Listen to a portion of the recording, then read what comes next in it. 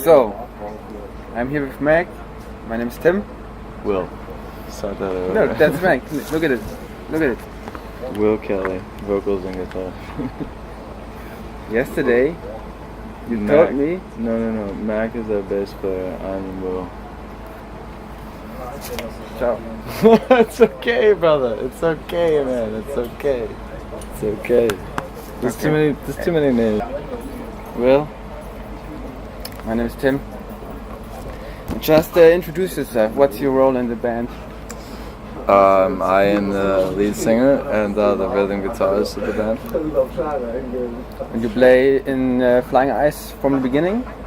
Not from the beginning. The band started quite a few years before I joined, but I joined in 2007. Until now, obviously. Okay. And how are your experiences at the Stone from the Underground? I'm having a great time. Yesterday was the first day of the festival. It was fair weather. Today it's been fair weather so far, so I have no complaints. And have you heard of the festival before? Yes, I have heard of the festival. Recent years we've been trying to get on the festival, and this year we were fortunate enough to get on the festival. So. Regarding your vocals, you often are referred to Danzig. Have these bands influenced you too musically? Of course. I mean, I find it's extremely important to realize your influences, but at the same time to try to recreate the influences. Nobody wants to sound, like just like Danzig. Nobody wants to sound just like Eric Burden. Yeah. People want to sound like their own person. So I find that very important. So I always try to keep that in mind while I do what I do. So good. Your show in Bonn was recorded by WDR Rockpalast, which is always a great honor, I think. And you also produced it on DVD. Mm-hmm. Have you ever thought that a DVD will come out from you guys? That you will see you on TV? It's a pretty humbling experience. I remember we did the show, and then 2 weeks later it aired on television, and we actually watched it from our manager's apartment. And it was pretty cool to watch yourself on television, national television. It was a pretty cool experience. You're a pretty young band, I think. Mm-hmm. If you look into the future, where do you see yourself in a few years? And have you plans for the future, or just do you let everything go? I mean, we never really planned for anything. Everything has come as it goes, and we just try to make sure that whatever we do, we do it well, and try to make people feel the same experience that we're feeling. The natural feeling of music. So as long as that continues, I feel that we're successful. So. Okay. You play a lot of small gigs. Like I saw you in the Astra Stube in Hamburg, yeah, and it was really packed. And now you played on a great festival.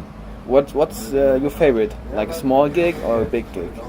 The thing about big gigs, like last night, is I'm like, I'll say feet, but I'm like 6 feet away from the people. Yeah. It's an experience in itself, because at the same time I'm playing in front of like thousands of people.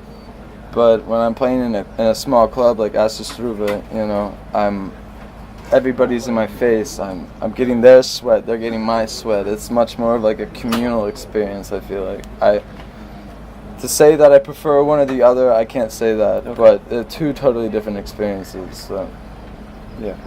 You recorded your second record in Germany, almost entirely in 3 days. I heard. We recorded the basic tracking. Okay. Here in Germany.